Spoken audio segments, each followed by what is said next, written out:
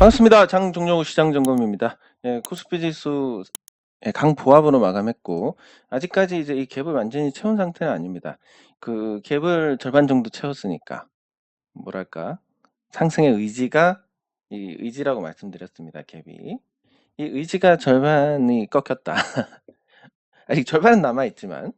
예, 근데 개인적인 생각은 단기간에 상승폭이 컸기 때문에 적당한 조정을 받는 게 맞고, 이 과열에서 침체까지 갔을 때는 조정을 안 받는 경우가 거의 없습니다. 한 방에 과열 침체를 가면 적당한 조정을 받는 거고, 또 침체에서 과열에서 침체로 와도 예, 마찬가지입니다. 물론 이게 뭐 당연히 그러하겠지만, 왜냐면 과하다라는 지표니까.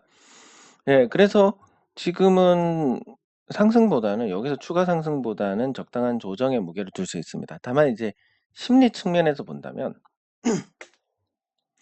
예, 과거에서도 '아 이쯤 올랐으니까 조정 받아야지.'라고 생각했던 자리들은 어김없이 여기서 한 번 더 올라가는 경우가 많았습니다. 그래서 여기서 그대로 조정을 받을지 한 번 더 있고 조정을 받을지 뭐 이 정도 차이라고 볼 수 있는데, 일단 시장은 지금 긴축에 대해서 많이 좀 누그러진 상태입니다. 왜냐하면 처음에는 금리 인상의 폭에 놀랐고 폭과 속도에 놀랐고, 이제 속도는 줄어드는 게 확실시 되니까 이제 그 속도가 감소하니까 나중에는 이제 멈추는 거, 정지, 예, 그리고 인하, 뭐 이쪽에 이제 관심이 쏠리는 것 같습니다. 개인적으로 금리 인상 속도가 정지되는 건 이제 연말이라고 보고, 예, 그리고 인하하는 건 내년 상반기 말부터 예, 가능할 거라고 보는데, 요거에 대해서는 제가 그냥 단순히 말씀을 드리는 것보다 데이터를 준비해서 말씀드리는 게 조금 정확할 것 같고, 생각난 김에 그냥 지금 말씀을 드리면,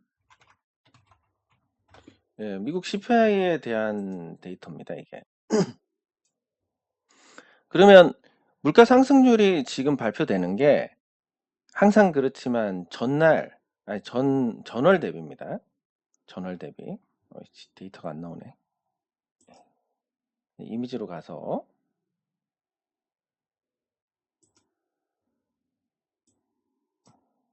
네, 여기 전월 대비인데 지금 미국 이 소비자 물가 같은 경우는 6월이 정점이었습니다. 그럼 지금 전월 대비해서는 빠지고 있는 상태고, 빠지는 건 아니지만 전월 대비해서는 물가 상승률이 크지 않습니다. 0.1% 이렇게 나오는데, 그러면 이제 본격적으로 미국 소비자 물가가 상승한 게 12월 정도로 볼 수 있습니다. 작년 12월. 그리고 작년 9월부터 조금 폭이 커졌습니다. 그래서 올해 9월에 미국 소비자 물가가 낮게 나왔고, 10월에는 더 낮게 나왔고, 11월에는 더 낮게 나올 겁니다. 기저효과가 없어지니까. 그리고 언제까지 이 전년 대비해서 그 지표가 약하게 나오냐라고 보면, 내년 6월에는 생각보다 많은 소비자 물가 수준이 낮아질 겁니다. 많이. 예, 왜냐하면 여기서 이거보다 얼마 더라는 거니까. 네, 그래서 지금 뭐 물가 상승률이 둔화되는 건 당연하고 7.7%가 나왔는데, 그 11월도 많이 올라갔고 3월도 많이 올라갔고 6월도 많이 올라가고 계속 우상향이었습니다. 그렇기 때문에 반대로 물가 수준이 유지만 된다면 앞으로 나올 물가의 어떤 기울기는 이게 될 것이다. 그리고 물가 상승률이 계속 줄어들 가능성이 높다라고 본다면 지금 물가 우려로 금리 인상의 속도 문제가 있을 것이다라는 것은 크게 걱정할 부분이 아니다. 그래서 올해 말이면 미국이 4.5%로 끝나고, 이건 제가 옛날부터 말씀드렸습니다. 그리고 한국은 3%로 끝날 것이다라고 말씀을 드렸는데, 요 이후에 이제 올해 상반기 말에는 오히려 금리 인하를 할 것이다. 그게 이제 시장에 어떤 영향을 주느냐. 결국 금리의 정상화를 의미합니다. 금리의 정상화라는 건 또 무슨 얘기냐면, 지금 금리가 경기가 살아나서 좋아가지고 도저히 이 강력한 이 에너지를 제어하지 못해서 금리 인상을 한 거냐? 전혀 아니고 물가가 오른 게 그냥 원자재 가격 상승에 공급망 문제입니다. 근데 공급망 문제는 이제 거의 해결이 됐고, 그리고 다른 하나 러우 전쟁 같은 경우도 휴전에 대한 이야기를 하고 있습니다. 그러면 결국 저 두 나라가 어떤 식으로든 타협을 본다라고 했을 때 그 타협을 보는 시점부터 에너지 가격이 안정을 찾을 가능성이 높고, 그렇게 되면 주식 시장이 다시 좋아지지 않을까. 그래서 저기 보면 요런 구조로 가면 될 것 같습니다. 부동산하고 주식하고 이 태양광하고 이 세 개를 같이 가면 괜찮을 것 같은데, 이 태양광 같은 경우는 이제 미국 유럽 쪽에서 특히 이 아리백을 강요를 하기 때문에 삼성전자도 결국은 국내에서 REC를 사야 됩니다. 근데 이게 무역 장벽으로 나오고 있습니다. 그 얘기는 무슨 얘기냐면, 삼성전자가 해외에서 REC를 사서 뭐 증명을 한다? 뭐 그런 거를 허용하지 않을 가능성이 굉장히 높습니다. 왜냐하면 이게 어떤 기업의 부분도 있지만 국가적인 부분도 있고, 이 아리백을 강조해서, 왜냐하면 유럽은 이미 재생에너지 비율이 많이 높아졌으니까. 그래서 이거 가지고 아리백 안 되는 애들은 물건 못 팔아. 특히 중국 니네 못 팔아. 이렇게 되는 건데, 그렇기 때문에 국내에서 살 수밖에 없고 REC 가격이 한동안 좋은 상태를 유지하지 않을까. 그래서 만약에 시장이 안정이 된다, 물가 상승이 많이 둔화가 된다라고 했을 때는 주식 시장이 좋아질 것이고 부동산도 조금 나아질 겁니다. 태양광은 나빠질 거고 S&P가 떨어질 거니까. 근데 이 상태가 장기화된다면 부동산이 나쁘고 주식도 그냥 제자리, 그리고 태양광은 좋을 것이다. 이렇게 균형이 맞춰집니다. 이 삼각으로 균형을 맞추면 되는데, 태양광을 끼워 넣은 게 이제 한국에서는 제대로 된 에너지 관련주가 없더라. 에너지 관련주가 10년 주기로 이렇게 좋고 나쁨을 반복을 하는데, 국내에는 제대로 된 에너지 관련주가 없다. 기껏해야 이제 정제를 하는 정유주들, 뭐 약간의 시세 차이가 있겠지만 채굴하는 애들하고는 뭐 비교가 안 되니까. 광산에서 원자재를 채굴하는 애들, 그리고 석유를 시초에서 뽑아내는 애들은 유가가 오르면 그만큼 다 이익입니다. 근데 정제하는 쪽에서는 오른 만큼 또 정제료도 같이 올라가니까 약간의 시간차를 둔 시세 차익밖에 안 되니까 에너지 가격 강세에 대응을 잘 못하게 됩니다. 우리나라 증시만 갖고는. 포트폴리오가 굉장히 많고 좋은데 에너지는 없기 때문에, 그래서 태양광으로 보완을 하면 조금 더 안정적인 이 자산 관리. 결국 이 자산 관리라는 것은 태양광 부동산 주식을 기반으로 해서 통화 가치, 돈이 늘어나는 부분에서 방어를 해 나가는, 장기적으로 계속, 이런 구조라고 생각하시면 되고, 그래서 시장은 아직까지 상승 의지가 조금은 남아 있습니다. 남아 있고 한 번 더 올라갔다가 조정을 받느냐, 아니면 그대로 조정을 받느냐, 둘 중에 하나인데 심리적으로는 한 번 더 있지 않을까 이렇게 보고 있습니다. 그리고 코스닥도 지금 많이, 코스닥은 안 보지만 안 보고 있었는데 지수가 크게 의미가 없으니까 오랜만에 보면 이렇습니다. 지금 내년에 이제 금투세 시행 여부에 따라서 조금 분위기가 많이 달라질 것 같습니다. 금투세를 시행을 유예한다라고 하면 그동안 뭐 주식 시장은 많이 내렸으니까 10억 이상의 어떤 저기 뭐지? 10억 이상 대주주 요건에 해당되는 분도 잘 안 계실 거고, 금투세 유예라는 것은 이거를 이제 100억으로 올린다는 얘기니까 유예가 되고 이제 대주주 요건이 100억으로 올라간다. 그러면 코스닥에도 조금 바람이 불 수 있습니다. 다만 코스닥에서 가장 문제가 되는 게 과연 이자를 낼 수 있는 기업이냐. 금리가 올랐는데 저금리 때하고 비교해서 많이 금융비용 지출이 커졌을 겁니다. 이걸 내고도 실적 개선이 이루어질 수 있느냐, 요게 첫 번째인데, 제가 예전에 골라드렸던 뭐 제너레이나 인터로조나 이런 종목들, 이자 비용 부담이 적고 실적을 잘 내기 때문에 지금 시장에서 빛이 날 겁니다. 그리고 두 번째는 결국은 이 중소형주의 대주주 요건 때문에 들어오지 못하던 자금들이 들어올 수 있지 않을까. 요런 것까지 더해지면 코스닥이 어느 정도 이제 힘을 낼 만한 구간에 왔다라고 보는 게 적절할 것 같습니다. 그러면 오랜만에 댓글 확인하도록 하겠습니다. 참, 생각해보면 사람 사는 게 뭐 특별한 게 있는가, 이런 생각을 해보면 이런 또 훈훈한 댓글이 참, 이런 게 사람 사는 거지 하는 생각을 하게 됩니다. 감사합니다. 감사합니다. 예, 감사합니다. 예, 뭐 잘 되고 있습니다. 예, 감사합니다. 감사합니다. 예, 감사합니다. 예, 오랜만에 뵈서 너무 좋고 감사합니다. 예, 감사합니다. 저도 너무 하고 싶었습니다. 이게 저도 이제 주식쟁이인지라 이 주식과 관련된 일을 하는 거는 정말 재밌습니다.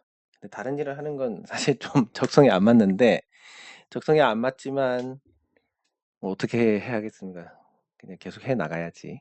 예. 근데 예전에 한번 이제 우리 이제 오랫동안 이제 같이 투자하시던 분이 예, 선플라워라는 예, 이 프로그램을 만드셨다는 겁니다. 이 프로그램이 이제 뭐냐면 그 요 데이터를 기반으로 해가지고 수급 기반, 데이터 기반 이렇게 해서 이제 어느 정도 공식을 만들고 이 공식은 당연히 변수가 없는 좋은 실적을 잘 내는 기업에만 통용이 됩니다. 재무 구조가 안정이 되고 그 공식을 적용해서 했더니 확률이 되게 좋더라. 매도 포인트가 나온다. 물론 이 매도 포인트는 당장 나오는 건 아니다. 하지만 대충 여기서 분할 매수하고 여기서 분할 매도하면 된다라는 이걸 이제 그냥 자동으로 알려주는 겁니다. 매일매일 업데이트가 돼가지고 그래서 삥뽕 하고 뜨면 해당되는 종목 중에서 거기서 또 제가 한 번 더 가려가지고 이거 괜찮습니다라고 말씀을 드리면 좋겠다라는 생각을 했습니다. 예, 그래서 이때 한 몇 달 전인데 좀 피가 끓는 역시 저는 주식을 하는 사람이구나 라는 생각이 들었는데 이 해오던 일이라서 그런 것도 있을 거고 또 이렇게 좋아하는 일이라서 참 주식과 관련된 걸 할 때는 즐겁습니다. 예, 감사합니다. 예, 감사합니다. 아주 잘 풀릴 겁니다. 예, 감사합니다. 감사합니다. 예, 감사합니다. 예, 저도 반갑습니다. EV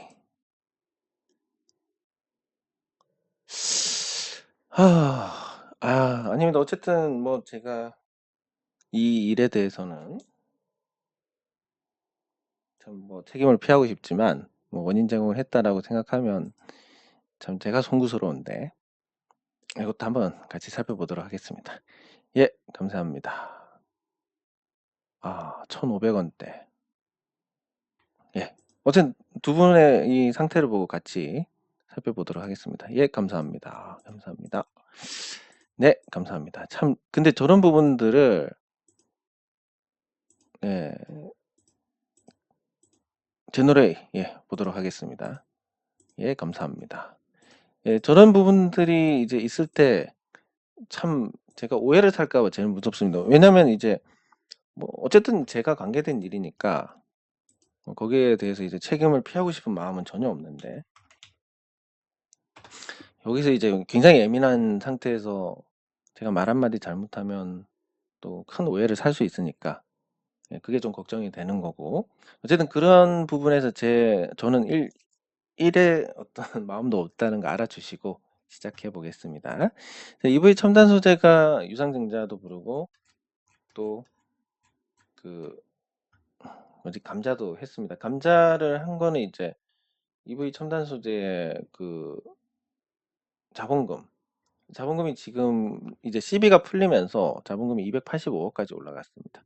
예, 자본금이 많아지면 이제 감자를 해야 됩니다. 개인적으로 이제 감자가 필요한 회사가 저기 대창솔루션 그리고 EV 첨단 소재도 필요하다라고 생각은 했습니다. 네, 그리고 두 번째는 그 EV 첨단 소재 자체로는 큰 문제가 없었는데 그 자회사인 다이나믹 쪽에 돈이 들어간 거에 대해서 조금 문제가 생겼다라고 보는 게 맞을 것 같은데 이 다이나믹 같은 경우는 이 다이나믹 정확한 이름 다이나믹 디자인 같은 경우는 예, 단기간에 올랐다가 단기간에 많이 떨어졌습니다. 근데 요거 같은 경우는 이제 뭔가 오판을 했다라고 보면 이 타이어 금형을 하는 회사입니다. 이 회사가 네, 타이어 금형을 하고 그게 이제 어떤 거냐면 조금 일찍 뭔가를 했다라는 관점. 뭐냐면 그 공급망 재편에서 예, 타이어 금형을 하는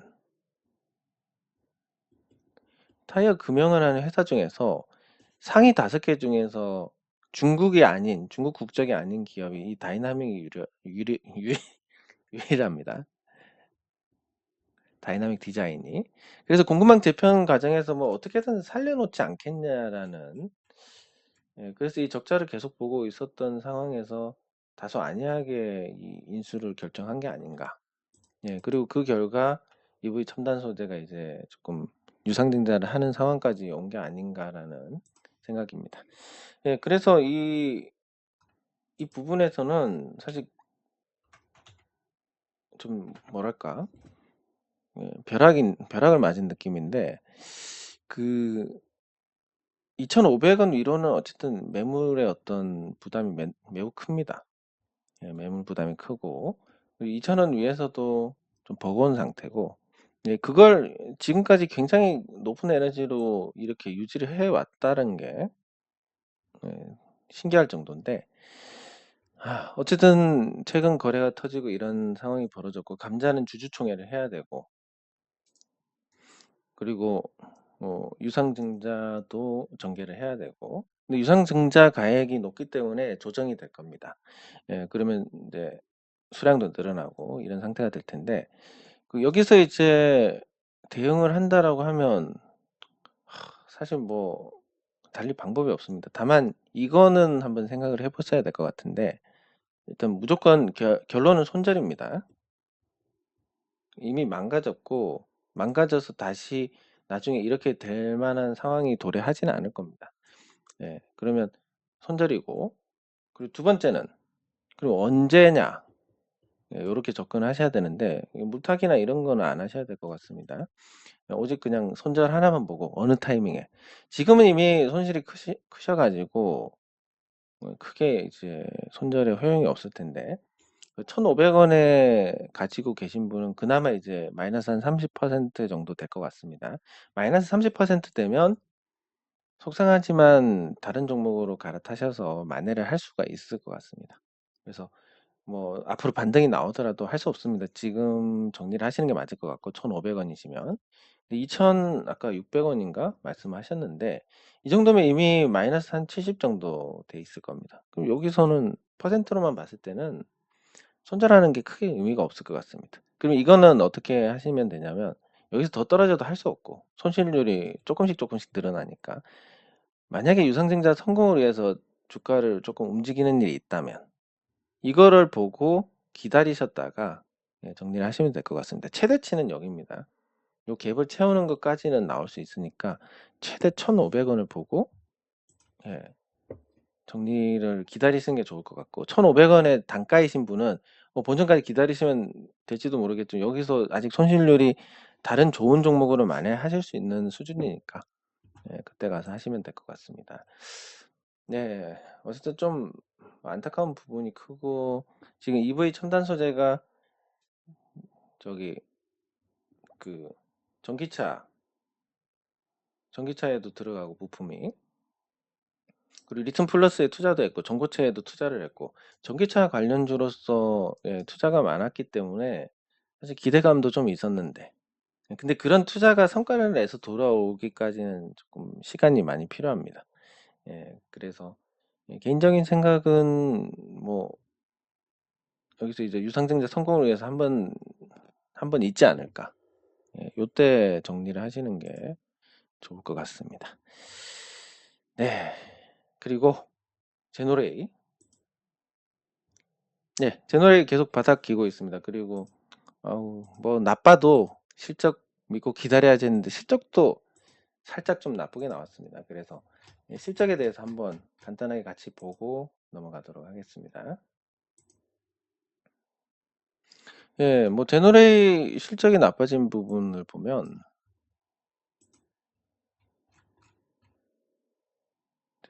전 분기하고 비교를 해보겠습니다. 예, 영업이익이 이렇게 줄었습니다. 그리고 순이익은 뭐 크게 줄진 않았습니다. 예, 그리고 여기서 금융 원가가 조금 늘어났다. 한 2억 5천 정도 늘어났고, 금융 수익이 좀 많이 늘어났습니다. 그러면 이제 판관비가 늘어난 부분만큼 실적이 깎였는데 작년하고 비교를 했을 때 판관비 증가, 매출 원가는 뭐 큰 차이는 없고, 예, 그래서 뭐 판매 관리비의 증가인데 이런 게 보통 이제 어느 정도는 줄일 수 있기 때문에 이게 이제 추세적으로 실적이 감소했다라고 보기는 어렵습니다. 네, 그래서 큰 문제는 없다. 다만 주가가 재미가 없고, 나 진짜 기다리는데 돌아버리겠어요. 제가 예전에도 말씀드렸듯이 그분들을 적대해서 말씀드리는 게 아니라 이분들이 심리적으로 도저히 못 버티겠다, 더러워서 판다라고 했을 때 그때 돌아섭니다. 그렇기 때문에 제가 그분들한테는 조금만 더 기다리시면 좋은 일이 있습니다라고 말씀을 못 드립니다. 그냥 못 견디고 짜증스러우면 파십시오라고 말씀을 드립니다. 그분들이 팔아야 올라가니까. 예. 그래서 그냥 조용히 보실 수 있으면 괜찮은 건데 매일매일 이거 보는 것마다 스트레스가 안 올라가니까 한숨만 푹푹 난다.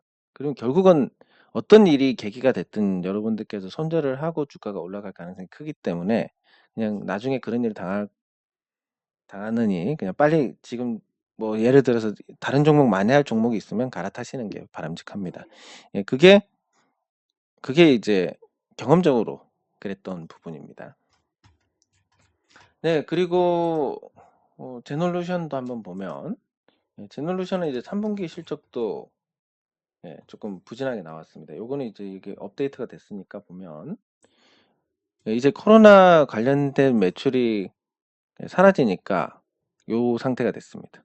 와, 그러면 이거 더 떨어지는 거 아니냐라고 생각하실지 모르겠는데, 이제 코로나 때 벌어놓은 돈으로 요런 수익이 생기기 시작합니다. 그럼 요 수익이 어디서 나는지를 한번 보면, 아마도 뭐 이자 수익 증가 쪽이 아닐까 싶습니다. 이거는 연결이 없으니까 재무제표를 보면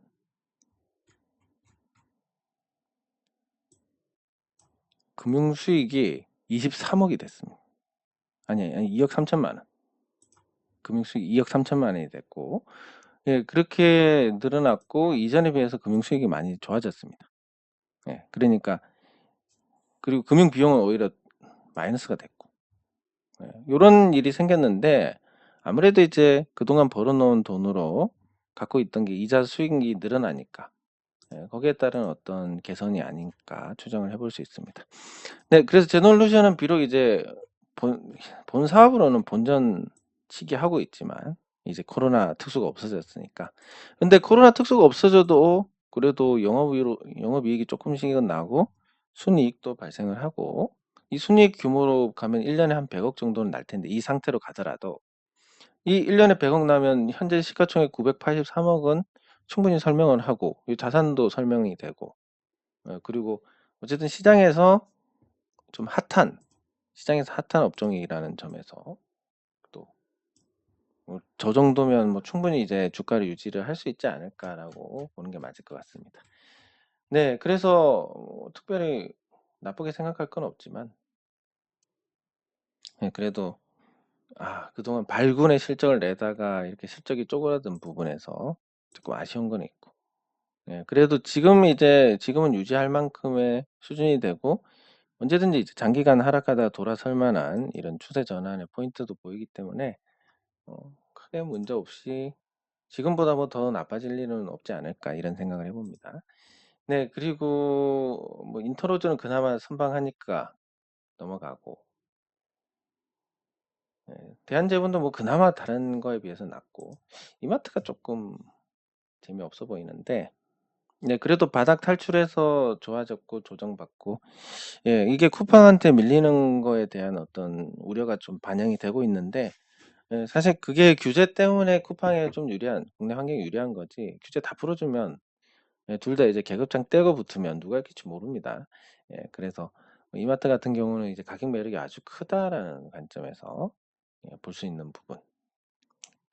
그리고 이마트가 지금 뭐 실적 나오는 부분을 보면 이제 1,000억 이상으로 흑자 전환했습니다. 3분기에.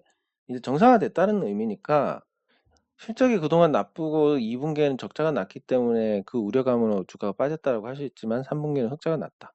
그리고 이미 지금 주가가 이마트 주가가 지금 코로나 때보다 더 낮은 상태입니다. 코로나 때 수준보다 훨씬 낮게 내려왔고, 근데 그러면 코로나 때보다 지금 회사가 나빠졌느냐 그러면 시장도 저 때보다 좋은 상태고, 예, 물론 최근에 계속 내렸지만 시장도 좋은 상태고, 음, 매출도 계속 늘어 가지고 올해는 아마 거의 30조 가까이 예상이 됩니다. 그리고 영업이익도 어쨌든 손실은 안 보고 있었고, 당기순이익은 많이 받고 올해도 많이 반영이 될 거고, 이렇게 반영이 돼서 기업 가치가 많이 개선이 됐는데, 저 코로나 때보다 지금 순자산이 13조 2천억 정도 될 것 같은데, 근데 주가가 오히려 더 빠졌다. 이런, 예, 데드 크로스가 나오는 것은 저가 매수 관점에서는 좋은 기회가 됩니다. 그게 시간이 얼마나 걸릴지는 모르겠지만, 근데 스스로 이제 실력이 없다라고 생각하면 뭐 이런 거 자꾸 기다리면 되겠다, 이렇게 가시면 되고, 나는 이런 거 발빠르게 잘 대응할 수 있어서 이거보다 훨씬 더 다른 쪽에서 수익을 올릴 수 있다라고 생각하시면 또 다른 종목으로 가시면 됩니다. 네, 그리고 또 궁금할 것 같은 종목이 삼성전자. 예, 삼성전자는 이제 반등을 시장보다 먼저 했습니다. 일종의 주도주 성격을 지니고 있는 상태인데, 이 반등이 어느 정도 전개가 되면, 예, 그 하락 추세선에 이제 얻어맞게 될 겁니다. 이런 게 이제 뭐 추세선이라서 무조건 얻어맞고 죽는다 이런 관점보다는, 요 시대 주가가 움직이던 이 범위에서의 상단이라는 의미로 보시면 됩니다.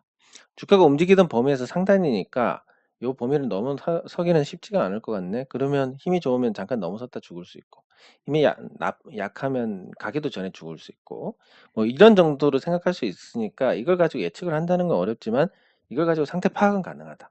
그러면 지금 삼성전자가 어디까지 갈 것이냐가 핵심인데, 일단 뭐 저는 그 토스 이벤트를 위해서 삼성전자 한 주를, 예, 지금 예약 주문했습니다. 월요일에 한 주 살 겁니다.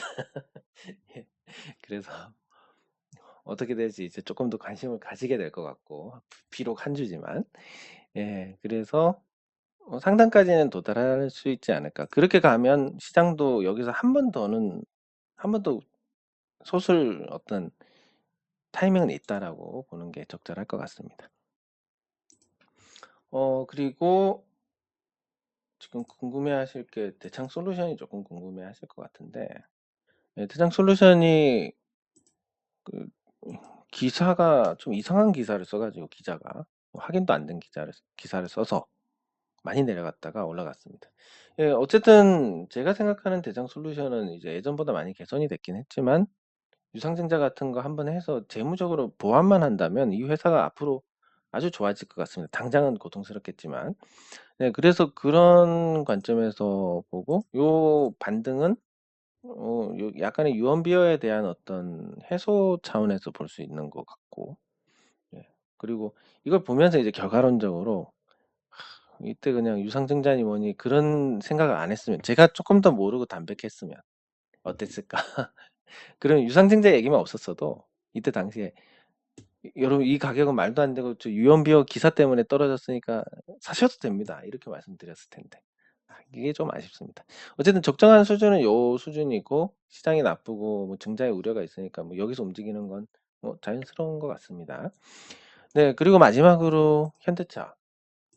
저는 이제 요즘 현대차의 어떤 상품성이랑 이런 평가를 보면, 이거 드디어 예전에 삼성전자처럼 세계적으로 어떤 세계적인 브랜드로 도약해서 도요타를 제키는 거 아닐까라는 생각이 들 정도로, 물론 현대차를 되게 무시하는 분들이 많으시지만 상품성을 봤을 때 나은 것 같습니다. 뭐 자동차 본연의 어떤 주행 능력이 떨어질지는 모르겠지만, 딱 봤을 때 외관을 보고 실내를 보고 그냥 이런 어떤 자동차의 퍼포먼스를 봤을 때, 그리고 가격을 봤을 때 세계 최고가 아닌가라는 생각을 하게 됩니다. 물론 이제 세타 엔진에 대한 보상 리스크가 이제 반영이 됐고, 그거 이제 한꺼번에 털었기 때문에 조금 이제 좋아질 수 있는데, 지금 이 60주선 아래에서 한참을 움직였습니다. 1년 넘게 있었으니까 요걸 좀 넘기고 도약하는 흐름 정도는 기대를 할 수 있지 않을까. 그래서 자동차가 좋아지면서 자동차 부품주들도 같이 좋아지고 그러면서 한번 시장의 반등에서 키를 맞추고 또 차후에 주도주로 부상할 수 있는 어떤 토대를 닦지 않을까라는 생각을 해 봅니다. 예, 그래서 지금 시장은 중소형주보다는 대형주가 계속 낮습니다. 대형주 랠리가 있었고 외국인이 매수를 했고 그리고 중소형주들은 금투세 시행과 관련해서 우려가 있었고 이런 부분들이 복합적으로 작용하면서 대형주가 그동안 상대적으로 괜찮았는데 이제는 좀 중소형주 위주로 왜냐하면 금투세 리스크도 해소가 될 것 같고 그리고 상대적으로 덜 올랐고 지수는 안 빠지고 계속 유지를 하고 있으니까 그 주기가 길어졌다는 측면에서는 이 보완이 괜찮지 않을까 하는 생각을 해 봅니다. 네. 장 종료 후 시장 점검은 여기서 마치도록 하겠습니다. 수고하셨습니다.